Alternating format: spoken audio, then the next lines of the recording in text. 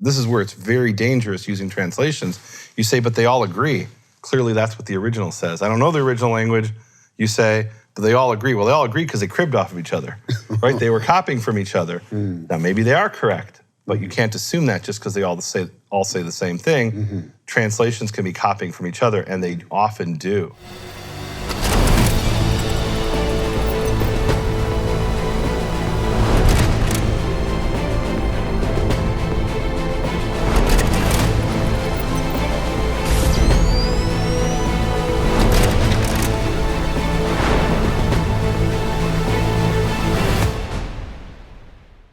Shalom and welcome to Hebrew Gospel Pearls, episode 32. Today we're going to be talking about Matthew chapter 5, verses 29 to 30. I'm so excited about this, Keith. We'll get started. Let's read. Right. You know, this is actually some verses where we have to talk about the principle of hyperbole, which is a fancy way of saying exaggeration. The fancy way of saying I caught a fish this big. All right, so let's read it. Okay. Or at least that's one interpretation. Let me read the English first. Oh, yeah. 29 and 30. If your right eye makes you stumble, tear it out and throw it from you, for it is better for you to lose one of the parts of your body than for your whole body to be thrown into hell. If your right hand makes you stumble, cut it off and throw it from you, for it is better for you to lose one of the parts of your body than for your whole body to go into hell. Okay, what were those two translations you just read? NASB. Okay.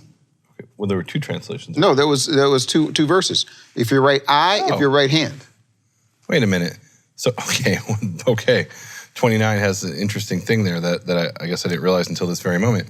V'im yisidcha einecha, or eincha hayamin, naker ota, v'tashlicheha mimeka.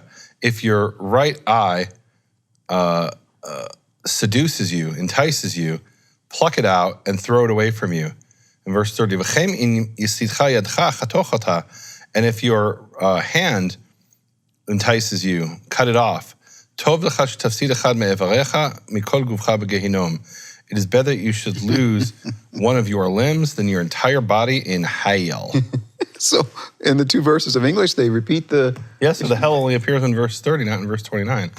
Now let's look at the manuscripts, because one of the things we did with this and the other sections in this series is look at all the available manuscripts, and I'm looking to see, does hell appear in any manuscripts?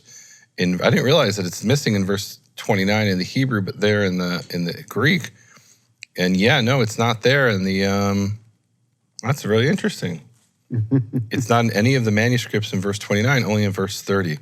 So that's interesting. I don't know that it's all that significant, because you could take the end of verse 30 and say that's a summation of both verses, right? So maybe there's a question of why. But in the Greek, repeated? It's repeated. Yes. Okay. What do we want to start talking about here? I think I want to start with this whole idea of. Well, let's start with the grammatical issue. Can we do that? Yes, please. And this will be an opportunity to teach a little bit of Hebrew grammar. Excellent. So biblical Hebrew and modern Hebrew, they're Semitic languages, are two dialects of a Semitic language. And Semitic languages are a family that include Arabic and Aramaic and Ge'ez, which is the ancient language of Ethiopia, and Akkadian, which is the ancient language of Iraq, of northern Iraq. Those are all Semitic languages, and there are others. And they are languages in which there is no word for it. So in English, which is a Germanic language, there are three genders. And I don't mean like gender like in New York City where there's like 32 genders. I mean grammatical genders. That word's been hijacked by people with an agenda. And leaving that agenda aside, the word gender has referred to a grammatical concept that exists in many languages. There are words that may not be male or female, but they're the male gender or the female gender, and grammatically they're treated as male and female. So English has three genders, male, female, and what's called neuter. So that's he, she, and it. But Semitic languages only have two genders, male and female. And every word, every noun in the language is either male or female. So in English, there are things that are, that are neither male or female, like pencil. Right. Pencil isn't male or female, Cup. It's neuter. Cup is it. Pencil is it. Ship is sometimes it, but sometimes it's she. And a car is sometimes she in English, right? Or a boat would be she. But in Hebrew, every single noun has a gender, male or female. And why is that important? Because we see this in Hebrew Matthew here, there's a bit of confusion. It says, Ve'im yisitcha encha, hayamin nakerota. If your right eye entices you, pluck it out. And literally so let's start with the verb. Entices is a verb, and it's a verb that's in the future form. And in most of the manuscripts, it's yisitcha, and in two of the manuscripts, it's hesitcha. Doesn't matter. All the manuscripts have the verb as masculine. But then the pronoun is naker ota, pluck her out. What's her? Referring to the eye. Now, is I masculine or is I feminine? We'll save that for a second. We're going to come back to that. There's three manuscripts, W, A, and J, which are very, very closely related to each other. And all three of them, instead of pluck her out, they have pluck him out. So they treat I as masculine, not only in the verb, which all the manuscripts do, but also in the pronoun. And then it says, v'tashlicheha, and throw her away in most of the manuscripts, except in W, A, and J, where it has v'tashlichehu, throw it away. So what is going on? Why is there a confusion about the gender of ayin, of the Hebrew word for I? And what this has to do with, and look, this could be something that happened in transmission, right? Let's say this was written in the 1st century. That doesn't mean that this confusion was there in the 1st century. It's been transmitted by scribe copying, scribe after scribe after scribe copying. And some of those scribes were not speakers of Semitic languages. Hebrew ceased to be a spoken language, probably for most Jews in the 2nd or 3rd century CE. And then the last vestiges of spoken Hebrew as a native language were probably from the 9th or 10th century. It continued as a spoken language of scholars throughout history. It never ceased. But when you're speaking a language as a scholar, it's not your native language. There are things from your native language that bleed over, that spill over into the scholarly language. And one of those things could be this issue of gender. So I'm going to open up here a grammar. This is a grammar it's called Hebrew Grammar by Livni and Kochba. It's a modern grammar, but it applies to a large extent to biblical Hebrew. And this aspect of it does. And it says, Lashem shnei minim. The noun has two genders, zachar u nekeva, masculine and feminine. And basically it then explains that every word that's not feminine is masculine.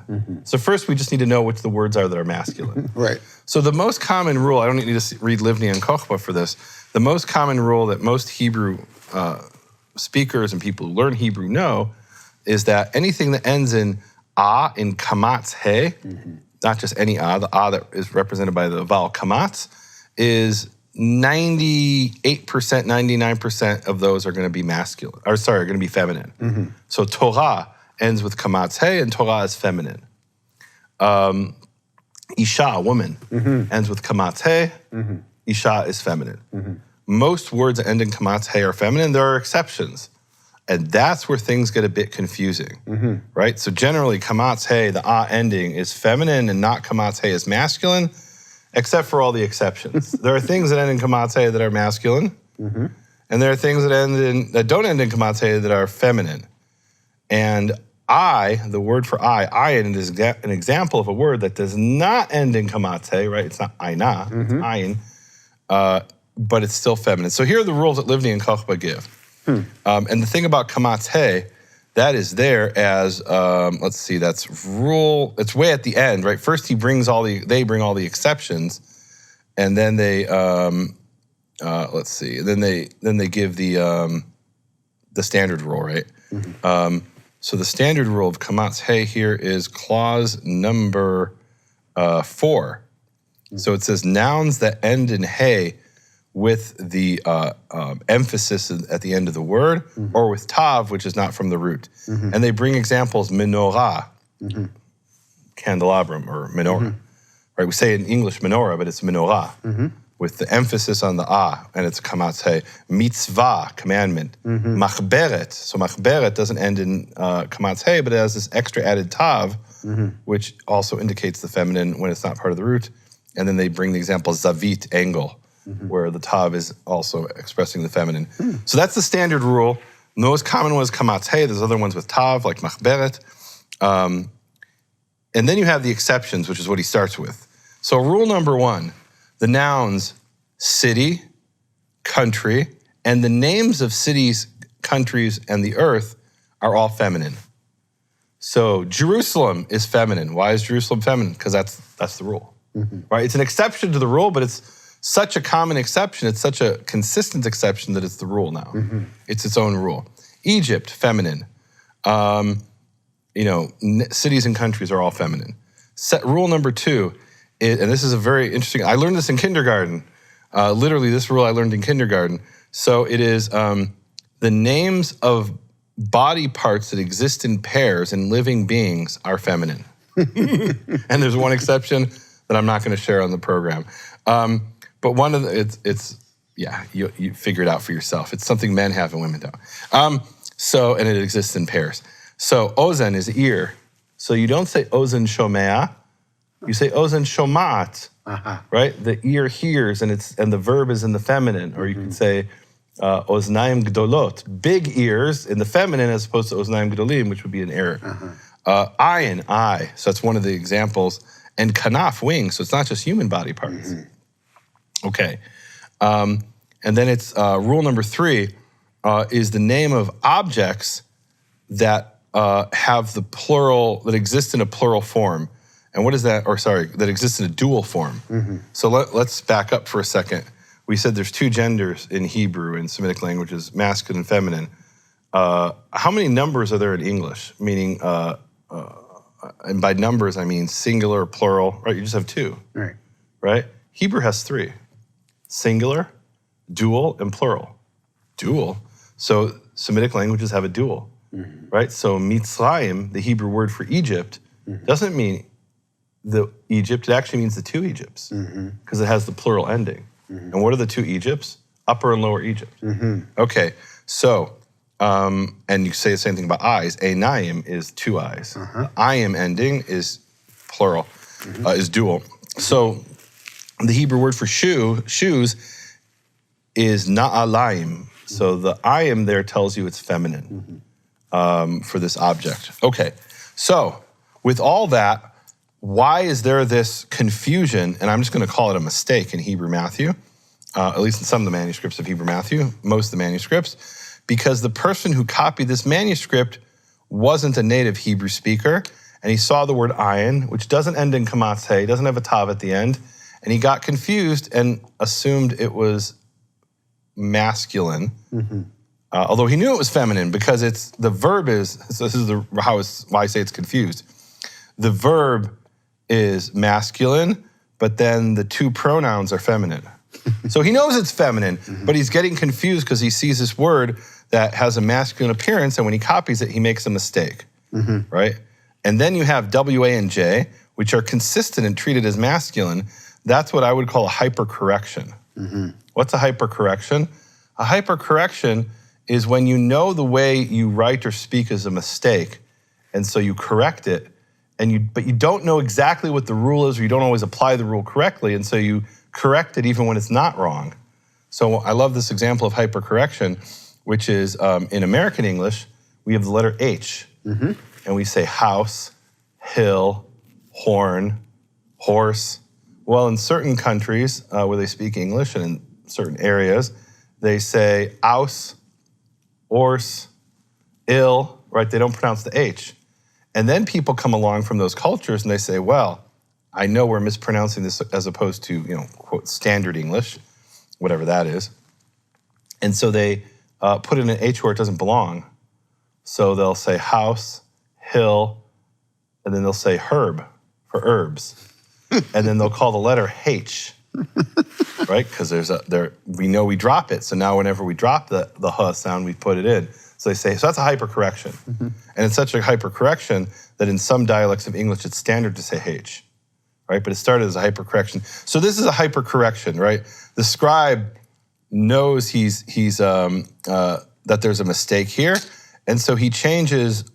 He doesn't know it's a mistake, right? He thinks it's supposed to be masculine, I suppose, and he changes it ota, her, to oto for I. So all of that is this grammatical issue that shows you the complexity of these manuscripts. You have a mistake, which is almost in all the manuscripts, and you have somebody who corrects the mistake, thinking he's fixing it, but actually makes it worse, right? So now he doesn't have the mistake once; he has it 3 times.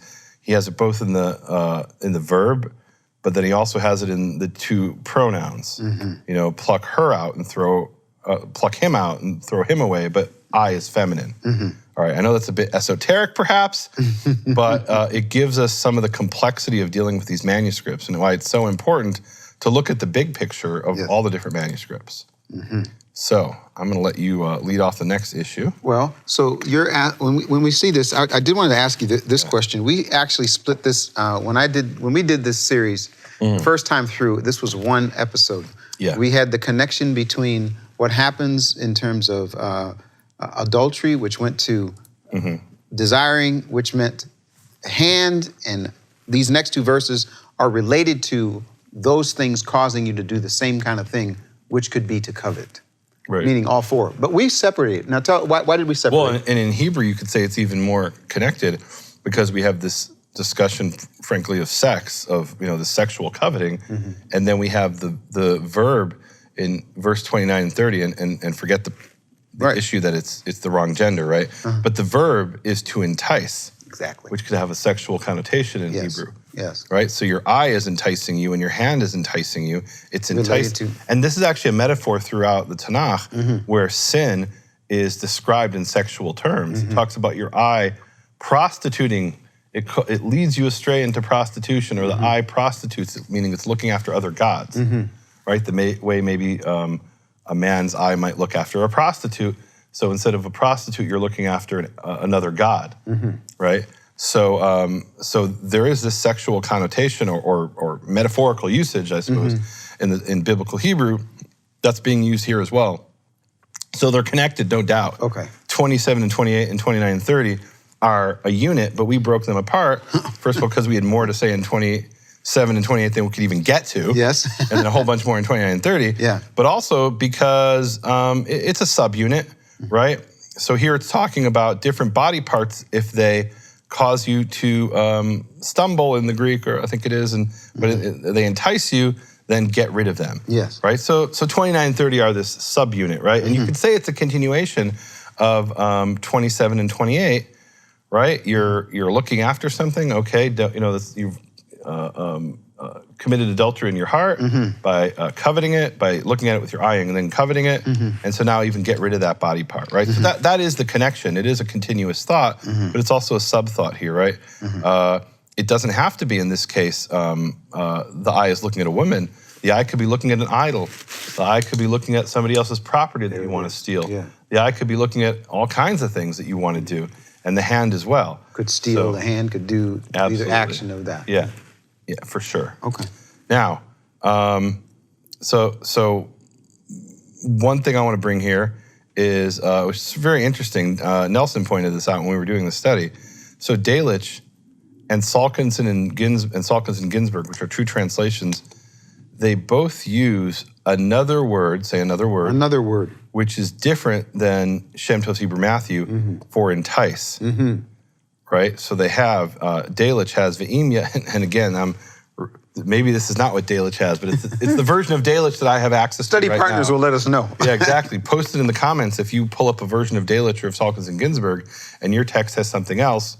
Okay, maybe there's more in one edition. Maybe my edition has a corruption in it. It's possible. Delitzsch has Ve'im yadcha hayemanit tachshilcha katzetzotza v'hashlech mimcha. If your right hand causes you to stumble, cut it off and throw it away from you. And we have there a play on words. We have a word pun between tachshilcha and hashlech. Right? It's what we call metathesis. The order of the letters are switched, but they sound similar, tachshilcha and v'hashlech. And I'm quite certain that Delitzsch, when he translated it that way from the Greek, he wanted it to sound more beautiful and maybe even be more memorable. So he introduced a word pun that's not there in Shem Tov's Hebrew Matthew. Salkinson Ginsburg, V'im yadcha yamanit tachshilcha katzitzeha v'hashlicheha mimeka. So it's even clearer in Salkinson Ginsburg, the word pun, tachshilcha and v'hashlicheha. Same two words. And I gotta wonder, I mean, I don't even wonder. It's quite clear to me that they're consulting, one is consulting the other. Based on the way this is written, it seems too much of a coincidence that they're using the same verbs. It could be a coincidence. Now, here's an example where we have a word pun, which isn't in the original, at least in the Shem Tov Hebrew Matthew Hebrew. Let's look in the Greek, actually. Now I'm curious, because I don't remember. Is there a word pun in the Greek, and maybe they're trying to reproduce something in the Greek? That could be the case. So Matthew 5:29. So the word for causes you to sin is what we have in the Greek. Oh, it's skandalize. That's right. It scandalizes you. Or it's the word, we get the word scandal. The reason that's interesting is that in the Catalan, the translator didn't, the Catalan Hebrew Gospels, EBR 100 in the Vatican, the translator into Hebrew didn't know how to translate this word. So he just wrote escandalizats, which is what's in the Catalan and the Greek, and a similar thing in the Greek and in the Latin. So, all right, so we have skandalizats, and then to throw it away is, excele. So there really isn't any kind of word pun. Bale, kai bale aposu, and throw it away from you. So take it and throw it away from you is what it says. So there's no word pun there in the in the Greek, but there is in Delitzsch and in Salkinson Ginsburg. And so here's an example where you got to be careful with word puns. Just because there's a word pun doesn't mean it's a Hebrew original. Nobody claims, as far as I know, that Delitzsch is the original Hebrew text, because Delitzsch tells us he translated it from Greek. And Salkinson Ginsburg not only tells us that he translated it from Greek, Salkinson tells us why he did it, because he found this very bad Hebrew translation in a bookshop, and he said, boy, we can do better than this. Do you think they were being creative with the word pun? Absolutely. They were trying to beautify the text. Right? They know about Hebrew word puns because they were great Hebrew scholars, and they're trying to make it flow better and sound nicer.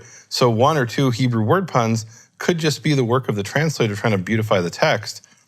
It could also be a coincidence. So we have an example of a coincidence of a word pun in Genesis chapter 1. Right? So it says, she was called woman, Isha, because she was taken from Ish. Okay, so Isha comes from the word Ish, and she was called Isha because it's the feminine of the word Ish, the word for man. Well, it works in English too, right? She was called woman because she was taken from man. Happens to work in English, so that's a coincidence, right? So you could have a text that's full of word puns and it not be original to that language.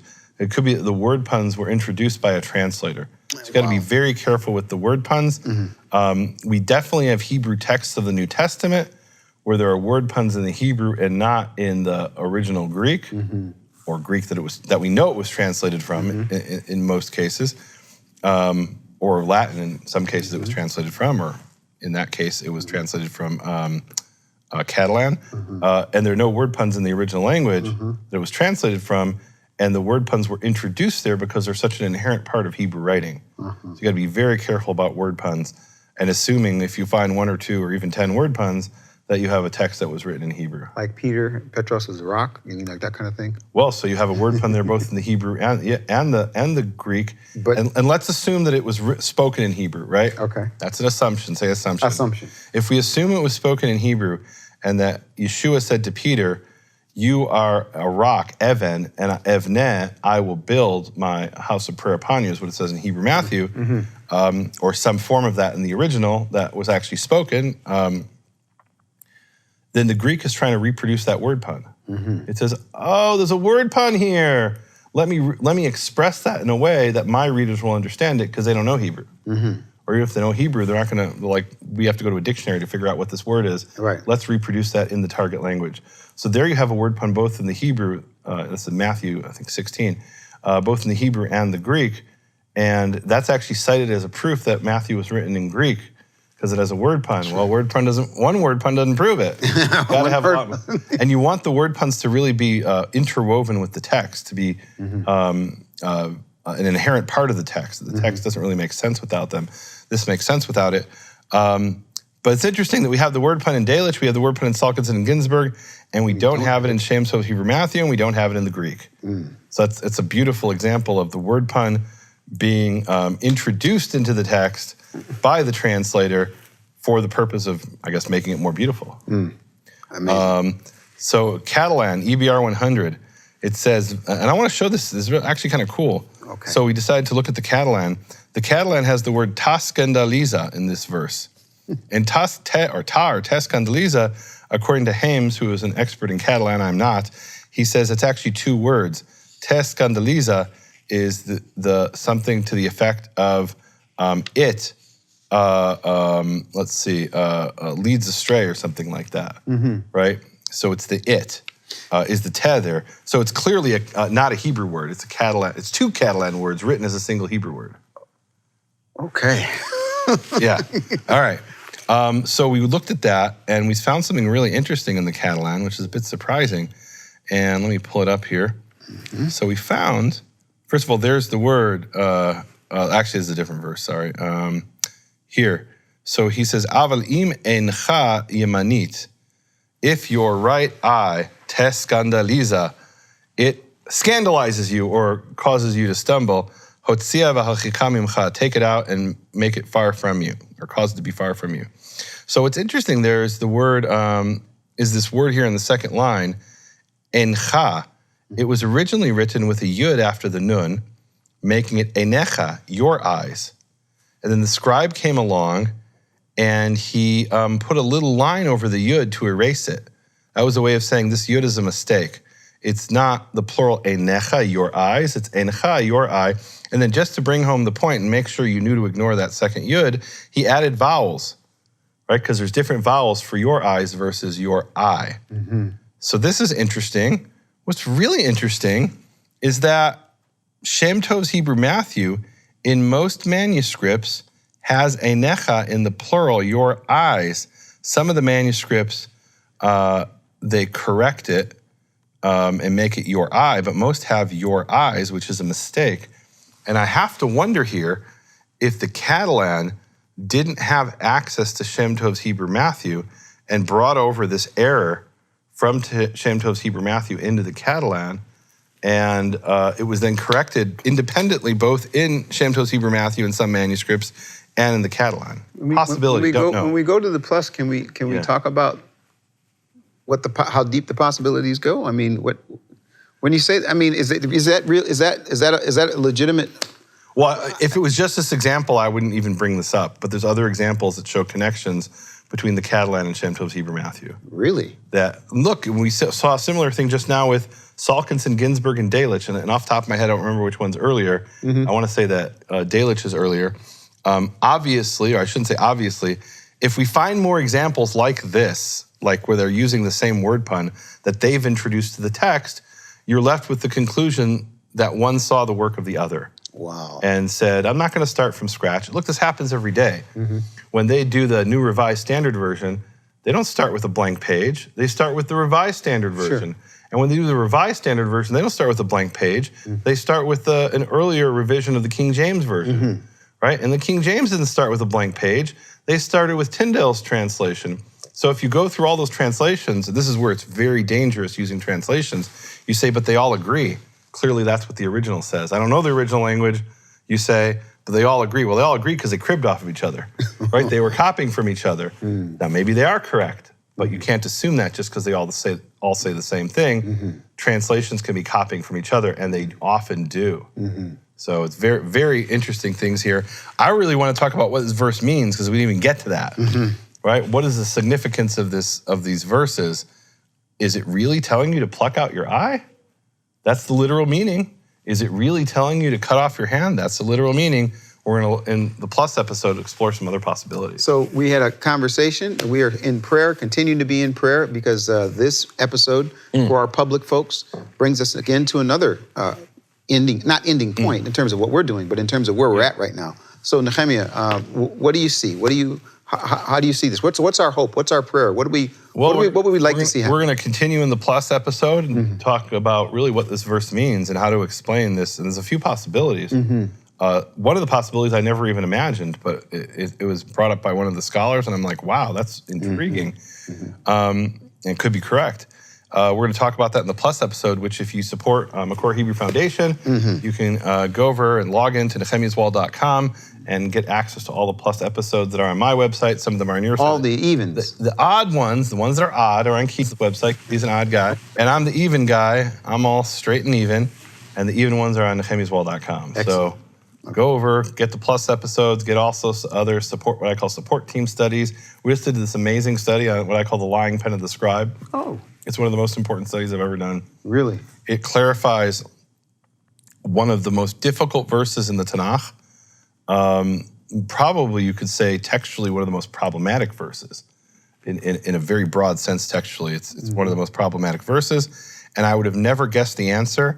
Once I found what I think the correct answer is from a rabbi in the 17th, 18th century, I was like, how come I didn't think of this? This is so obvious. That's over on nehemiaswall.com. Wait a minute. You said, so wait, so you're telling me that there are presentations on Nehemia's Wall that you call what? Support team studies. Beyond the plus. Absolutely. So you got, the plus is included for me in the support team studies. People who support McCoy Hebrew Foundation. So if you support, you become... It's a gift for those people to get access to that. And you have all these other presentations. Oh yeah, lots of teachings. Yeah. You know, you used to laugh at me years ago when I told you about the premium content library. He used to laugh at me, but you know what? He was a visionary. I was a visionary. I was ahead of it. Now I just got to get caught up to Nehemia. But it is wonderful because what we want to do is tell people, because of your support, you have access to everything that's on both sites. You have access to things when you're a premium content library member. You have access when you're... If you support. If you support, yes, absolutely. Situations. Yeah. So hopefully you all do that. All right. Can you pray? Yes. Father, thank you for this opportunity and thank you for this this section of Hebrew Gospel Pearls that we have been in here for these last 5 to 6 episodes. 6 episodes. We just ask that you will continue to inspire people, motivate people, and that we'll do everything that we can to help them have an encounter with the language, history, and context of the words of Yeshua. And Father, I ask you to put a blessing upon all those who have supported what I'm doing, what Keith is doing, that allows us to share this episode and this information, with a much, much broader audience. We were able to do this and prepare this information and share it with the world because of those people who you've put it upon their hearts to support what we're doing. And I'm so grateful for that. Amen. Amen.